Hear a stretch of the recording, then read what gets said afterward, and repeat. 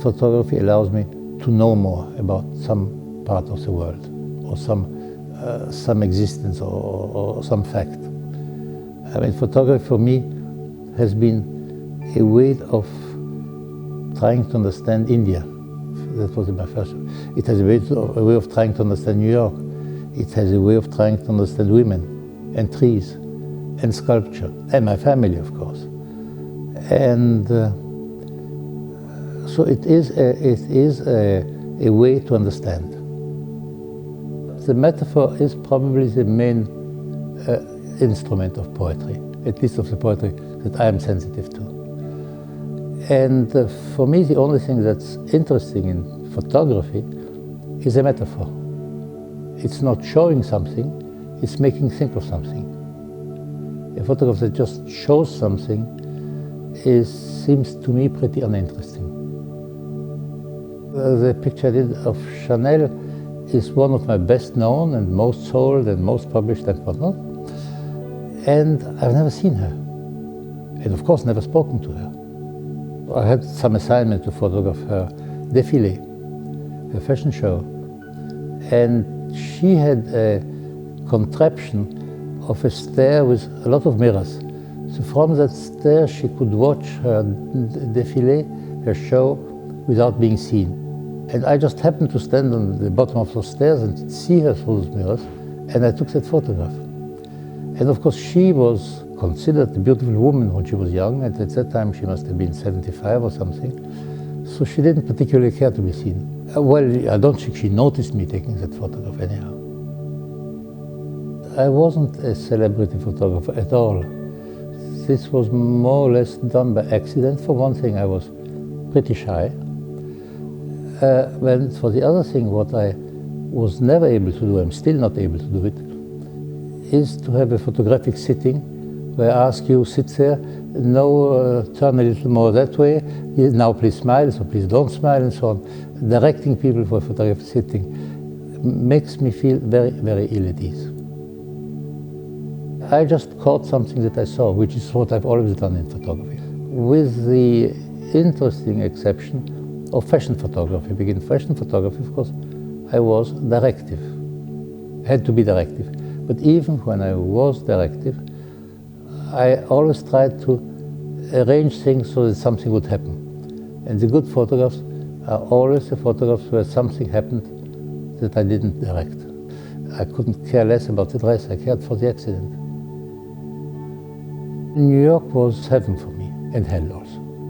I came there for the first time at the end of the 50s. I had a great love affair there, and I came mostly for that love affair. But then it became a love affair with the city. It's not just love, it can be love and hatred alternatively. And I mean, New York is always a place where you get exhilarated or depressed. And that's why I called my project New York Up and Down, meaning uptown and downtown, and meaning all the ups and downs that you have in New York. And New York, I decided to photograph in color with just one lens and much more on street level than up on the skyscrapers, or maybe on subway level. It's more intimate. It's a feeling in the street. It's that feeling of pressure and of exhilaration that you can have in New York. Now, almost 30 years later, or 25 years later, no, almost 30 years later, the photographs mean something else than what they meant when I took them. And that's, of course, an interesting point about it. I had a thing about trees. I had just bought the property in the south of France, where there were trees, and when I go back to my trees, I touch them. And I like when they touch me, when I pass under them. They're olive trees mostly. You know, when I was a child, I was a very lonely child, and I was playing alone in this big garden we had on the Adriatic. And so the trees were really my playmates. I would imagine them as horses or as fortresses or whatever, dragons. So I had a kind of relation to them. So the only thing that interests me now when I look at the photograph is who is this man who photographed? When I was young and went to India for the first time, I thought that I was photographing about the subject India, but that's long past. India, when I left, it was like being separated of a great love. And then I came back, and every time it was a bit of a disappointment. You know, India and modernity and the contemporary world don't go terribly well together. When I went to India first, it was like going back to the Middle Ages or to antiquity. So I felt moving in time for 2,000 years, and that was so marvelous. Now when they all have their mobile phones, it's not the same thing. I would say that the truth is a very important question to me. But the truth in photography, just as elsewhere, is not a mechanical truth. The truth is the fact that the witness believes what he's witnessing. That's the truth. It's not a machine. There's no machine to witness of the truth. If you trust Frank Horvat, then what he shows you is true. And if you don't trust him, it's not. Photography is the art of not pushing the button. Or la photographie est l'art de ne pas presser le bouton.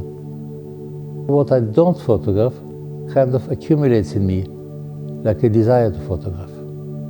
So not pressing the button means accumulating some energy or some desire which is unspent and which may come up next time. When photography will become everyone's medium, it will be even more elitist. Because to do something that stops you and that interests you and that you remember, you have to be a good damn better.